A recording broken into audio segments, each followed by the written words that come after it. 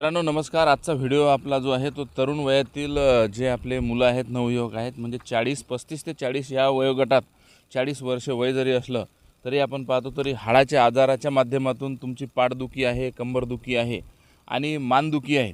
सोबतच आपला जे आहे तर ते पाय बधीर पडणे, पायाला मुंग्या येणे व आपण चालत असताना पाठ दुखणे. तर ह्या सगळ्या गोष्टी, ह्या सगळ्या आजार जे आहेत आपल्याला 40 वर्षात, आणि हा जर मित्रांनो आजार झाला, मणक्यामध्ये जर गॅप पडला तर म्हणजे बाजीवर बेड रेस्ट केल्याशिवाय याला काही दुसरा पर्याय नाही. तर मग हे आपल्या ह्या बाबी का आपल्याला जाणवत आहेत, तर हे जाणवते सर कॅल्शियमच्या कमतरतेमुळं. तर यासाठी सर्वात आपलं जे आता दैनंदिन जीवन जे आहे हे बदललेलं आहे. तर यासाठी आपण जे आहे आहार, संतुलित आहार आणि सकाळी चालणे हा यावरचा सर्वात म्हणजे रामबाण इलाज आहे. आणि या सगळ्या बाबी करत असताना जर आपल्याला असा आजार असेल तर वजन देखील आपण जास्त उचलू नका. म्हणजे जास्त वजन जरी उचललं तरी देखील मणक्यामधला गॅप हा वाढू शकतो. आणि संतुलित आहार या बाबीवर लक्ष द्या व कॅल्शियमवर लक्ष द्या व दैनंदिन चाला. बोला सर.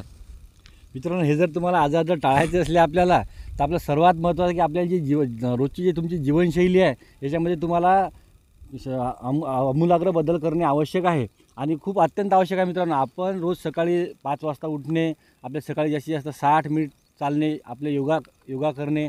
त्यानंतर हे जर आपण जर केलं मित्रांनो, चालणे, योगा, तर यामुळे काय ते आपल्या जे शरीराची जे मणका आहे, मानेचा जो भाग आहे हाडाचा, आणि जे हे आहे मित्रांनो पायाचे जे हाड आहेत, ते जे याला पूर्ण व्यायाम होतो मित्रांनो. याला पूर्ण जे ऑइलिंग असते रक्तपुरवठ्याची, ती ऑइलिंग चांगल्या प्रकारे होते, त्यांना चांगला ऑक्सिजन मिळते आणि हे दुखणं तुमचं कमी होते. यात दुसरी गोष्ट मित्रांनो, तुम्ही जर मोबाईल जे वापरता तासनतास, मुलं आणि आज सगळं मोबाईल तासनतास बघता, यामुळे काय होतं मित्रांनो, हा आपल्या मानेवर जो आहे तो अतिरिक्त ताण होतं.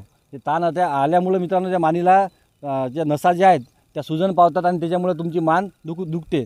दुसरी महत्त्वाची गोष्ट मित्रांनो, आज जे आहेत प्रत्येकाच्या घरी मोटरसायकल झालेली आहे. आपण कुठं बी जायचं असलं तर मोटरसायकलचा वापर करतो. हा वापर तुम्ही शक्य तेवढा टाळा. आणि तेही जोरात चालवतो. ते जोरात चालवतो. रस्ते अगोदरच बरोबर नाही, तर रस्त्याचा बी खूप प्रॉब्लेम आहे. तर त्या मित्रांनो, आपल्याला जर समजा काही आणायची असली वस्तू, कुठं कोणाला पाहुण्याला कुठं घ्यायचं असलं, कुठं जायचं असलं, काही भाजीपाला असला, तर सरळ आपलं चप्पल घालावे आणि आपण बॅग घेऊन जाऊन आणावे. त्यामुळे तुम्ही जर तेवढे अर्धा किलोमीटर 1 किलोमीटर चालले, तुमचा व्यायाम पण होते आणि ज्या मोटरसायकलमुळे जो होणारा त्रास आहे तो सुद्धा कमी होतो. त्यामुळे मित्रांनो, आपली जीवनशैली तुम्ही आजच बदला आणि हे होणारे व्यायाम